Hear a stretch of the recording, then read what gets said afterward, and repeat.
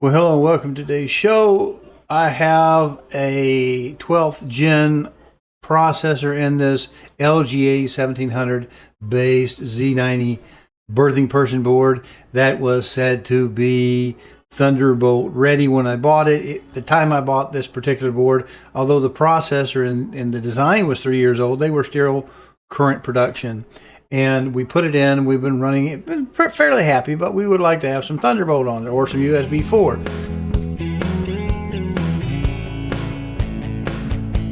And to that end, we found out that despite having that little 5-pin header, there was no such thing as like a 5-pin header and the little metal bracket that goes in the back of your case with your USB-C connector on it. It was nothing like a connector on the end of that plate with a wire that you plug into the main board.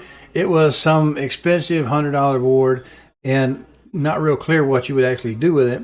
That did not work, so we ended up going with USB 3.2 Gen 2 by 2. That gives you 2 pathways on a USB-C type of connector, 2 pathways, each at 10 gigabits per second. That's faster than what I had in any of the other ports, so we went ahead and put a generic Chinese Amazon board in the computer, and we didn't have any sketchy drivers we had to put in like the advertisement was sort of suggesting, for different models on Amazon. And it works pretty well. We tested it with 2 different types of cables. We'll show you that. We'll do some crystal disc marks so you can see if it makes any difference. I'm using that built up external drive that's supposed to be good for Thunderbolt 4, USB 4. We'll look at that. Let's get her going. Well, here I am with the interim machine we built up. It actually works pretty well. 12th generation i7 in it. Could have gone 13 or 14. But we see we have just kind of a basic MATX, I think is what that is. We have a couple of spots which are in use, so to speak. But anyway, we've got a little video card. That's a 3060, nothing special. I forget who makes that. You can see right there, thermal, right? Thermal tape on some of the fans we replaced. Old case, hate the case, but it does have this right here, an ability to have a drive base. So when I get around to ripping and stripping down my old videos and putting them on the server, we'll need to find some software to work with it. So if you find some and you know what good software to use to rip Blu-rays and DVDs, let me know, because I'd like to put them on the server. Now, the problem for this case, let me slip around here to this terrible looking desk, is you see right here, there's just not enough space. Let me move my little antennae out of the way, and maybe you can see it. The rear I/O, the whole board is shoved so far up into the case that it's really a dimensional impossibility to put any kind of a cooler right across the top where it looks like it's made for it. And then of course we have the board is just too high. So it's a crappy case for that, but it does work with big air cooler in there, and it's just what it is. I think it's probably the reason why it was built such a cheap, although I paid $2,000 for it about 8 years ago. So what we're going to do is we're going to put in a new card here. I'll tell you what this does. We'll look at the box real briefly. All right, nothing exciting. It's Chinese. On this side, another Chinese thing. On this, whatever this card was, it was about 30 bucks. It is as you can see, a USB 3.2 Gen 2 by 2, 20 gigabits per second card. Takes a 4-bit PCIe slot, and of course we use that in the 16, so it does work. I don't really need to bifurcate because I can't use those other lanes anyway. But you see right above the 16 slot, you see that little 5-pin connector? Well, that's what ASRock said was a Thunderbolt 4, I think it is, ready connection.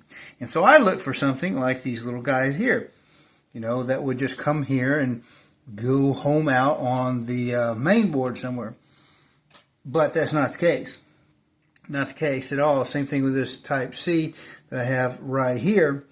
It will do that, but it homes out on the case. Well, unfortunately, the boards for that don't really seem to do what we thought they would do. They're made to wrap the video card input to one of the, or the output to the input of the card and do some strange stuff. And it did give you 4, but it's about $100 for what? Ugh, just for a little more speed. Now this is probably less bandwidth per buck, being as it's only a single, and I did print that little cheesy label up, 20 gigabytes there because it's a USB Gen 2 by 2.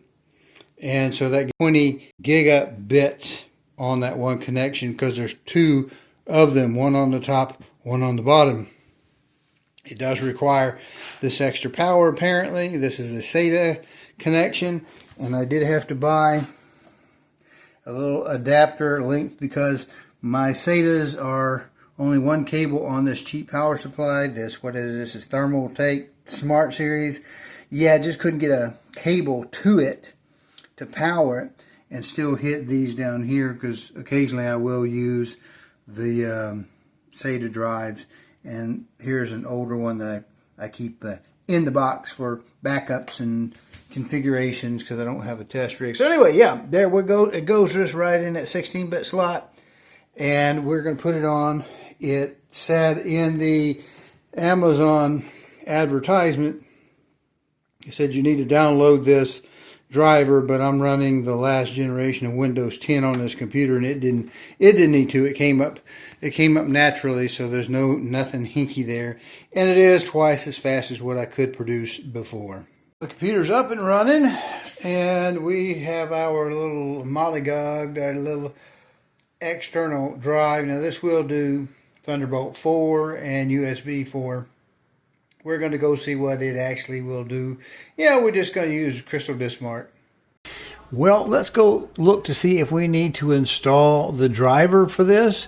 We're going to do it by going over to the left-hand panel. I'm going to go ahead and click my little icon I have set up for my control panel. I want to bring the device manager. Here we have it. We're going to go ahead and click on this. I'm going to have to slide my open panel. It just opened over to the left from the center. And what we want to do is we want to slide down here until we see the USB controllers. You see USB controllers right there? Let me zoom in a little bit closer for you. See, there we have the USB serial bus controller. We'll click it. We want to expand it if it will actually do what I want it to.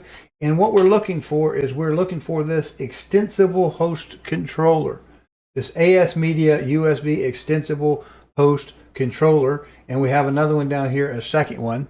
So from what I understand, that's the one we need. And if we looked on the Amazon, when we looked at some of these boards, a couple of them would say you need to go get this, download, kindly load this driver. And hey, appreciate you watching. Do me a favor, if you will, subscribe to the channel, either the YouTube or the Rumble channel, which this appears in.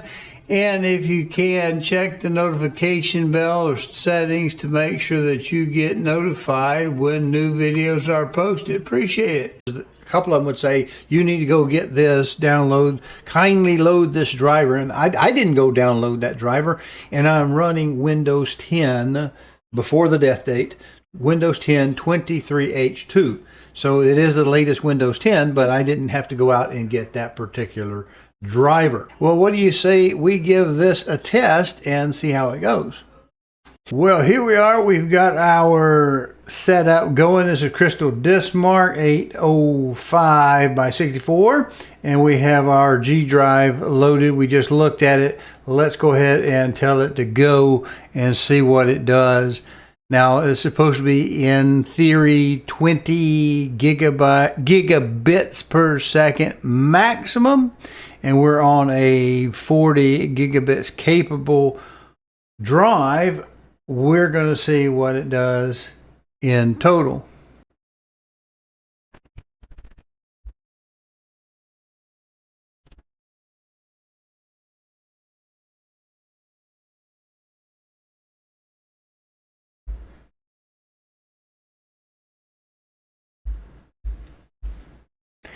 Now what we're going to do is we're going to rerun the same exact test, but we've got high-speed stuff for Thunderbolt. We only have 3.2.2, and I don't know that that standard USB cable is doing a job it's supposed to. Is it making up for the 2 lanes? So that's what we're going to test right now when I hit this go button. We'll see if it's any faster.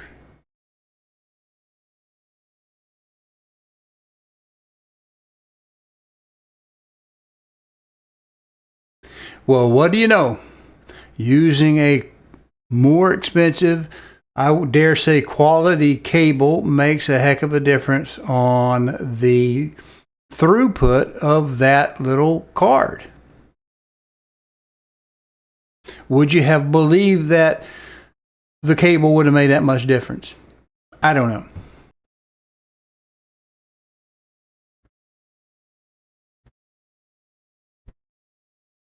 (2043 megabits per second).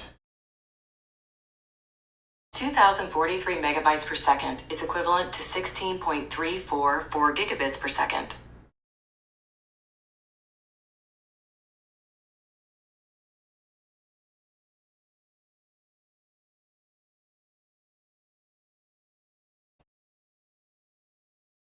Now I want to put the slide up here. I want you to look at this. Now you'll notice this $9 price is a special cable, supposedly able to do the 8K and the USB 4. It's a little thicker cable, a little jacketed better. It's special for it. I gave about $10 for the first one. When I went back about 60 days later to buy a second one for the other computer, the one we're doing today, we found out that they were up to about $17. So it was $10, special $18 or whatever it is. And you see they were going to be generous and sell it to me for like 14 and change or whatever it was. So I found one that looked just like it, same length, 1 meter length, just like the other one, same ends on both ends, same spec. So I saved a few dollars off of it, but the prices definitely went up between May and the end of July, which we're taping this.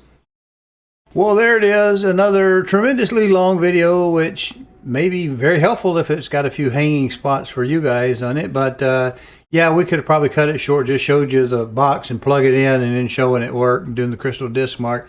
But if you're interested in something like this, or you got a little older computer or whatever, maybe sometimes these longer, more explicated videos that I do are helpful to you. If they are, let me know. Tell me that they work. Send me to your friends. Do the click like and subscribe bit. Hit the notification bell wherever you see me. Just share me around if you would. Help me build my channel. Thank you. Appreciate you.